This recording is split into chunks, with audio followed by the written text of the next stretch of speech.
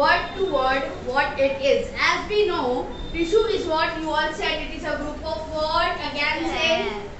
Then what does it form? Tissue. Yes. Moving ahead, what? Organs. Then? Organ system. Then? Organism, body. Organ system. And then a complete organism. So, पहले तो चलो इतना तो हम लोग को समझ में आ गया. So now in this chapter you will again and again come to the word soma. बहुत ही बेसिक वर्ड है, बहुत ही ज्यादा 12th 11th का एकदम बेसिक सा वर्ड है सोमा, जिसका मतलब होता है body. If I say the cell is somatic cell, so what are you going to conclude out of it? Body It cell. is a body cell. समझा? हाँ. So very quickly we will move ahead to learn the term histology. क्योंकि animal tissue तुम बिना इस word की meaning जाने पढ़ ही नहीं सकते हो. Histology. If any one of you know the meaning of the word anatomy? Internal organs. We are studying about internal organs. Structures. Anatomy is what? Study of structure of the internal organs. That is anatomy. Okay. Histologically when I say, okay, if I say for example, हम आप लोग को example देते हैं. Just just tell me about the anatomy of liver. If I say, so how you will say it, ma'am? Liver is this colored organ. The size of liver is this from this side, that from that side. Correct? Yes. Then you will say it weighs these many grams. Then what you will say? Ma'am, it is this thing. It is attached to the body in this manner. उसका पूरा position बताओगे. ये तुम हमको क्या बता रहे हो? एनाटॉमी बता रहे हो. उसके अंदर कौन सी आर्टरीज पियर्स्ड है, कौन सी वेन्स पियर्स्ड है, ये तुम हमको एनाटॉमी बता रहे हो. अब हम बात करेंगे हिस्टोलॉजी की, जो कि ये चैप्टर का very basic part it is.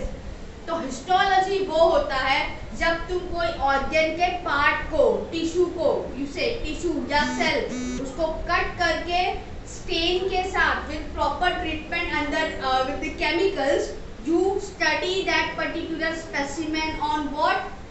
On slide under the microscope, under the vision of microscope. उसको हिस्टोलॉजिकल कैसे, किस तरह से उस टिश्यू है. अगर suppose the tissue of eyes if you take, हाँ, so how it is aligned, कैसे उसका न्यूक्लियस है, किस तरह से उसकी वॉल्स है, and everything. समझा हिस्टोलॉजी का मतलब और एनाटॉमी का मतलब? आई बात समझ में? चलो, what your textbook says कि there are 4 types of tissues present when you study histologically human being. There are 4 types of tissues present. What are those tissues?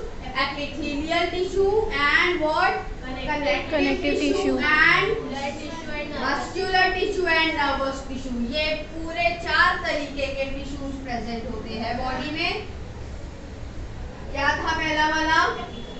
Epithelial tissue होता है, दूसरा मस्कुलर होता है, कनेक्टिव होता है और नर्वस होता है.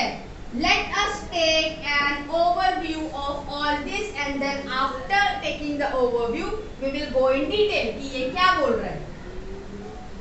एपी कभी भी याद रखना, एपी चाहे वो इस वाले कॉन्टेक्स्ट में हो, हम लोग आगे जाके अगर कुछ भी पढ़े, if that part contains the word epi in the sentence or a combined word, तुमको हमेशा ये समझना है superior, superficial, not superior, superficial, ऊपरी हिस्सा. एपी का मतलब ऊपरी हिस्सा, बाहर का हिस्सा. एंडो का मतलब अंदर का. अंदर का. ये हम लोग देख चुके हैं. करेक्ट है? तो एपिथेलियल का मतलब होता है वो टिश्यू जो तुम्हारी बॉडी के ऊपरी सरफेस पे प्रेजेंट हो. अब आप बोलोगे बॉडी के कितने साइड्स हैं? Don't tell me 4 sides. 2. I am not saying that. Body के 2 साइड्स हैं. How it is? Back, front. One the thing which you can see. One side is the thing which you can see. Other is the inside of the body which you cannot see. तो epithelial tissue सिर्फ ऊपरी हिस्से को नहीं cover करता है, बल्कि अंदर के हिस्से को भी किस तरह कवर करता है, जिस तरह हम लोग के कपड़े को कौन कवर करता है, lining. We take lining to cover our dress to give it a proper shape. इसी तरह एपिथेलियल टिश्यू हम लोग को बॉडी में इस तरह से हेल्प करता है. क्लियर और नॉट? हमेशा अगर हम बोलेंगे epithelial tissue is present on the skin, that doesn't mean epithelial tissue is not present inside the body, any other part of the body. कौन से पार्ट में रहेगा, that we will get clear with. Stop.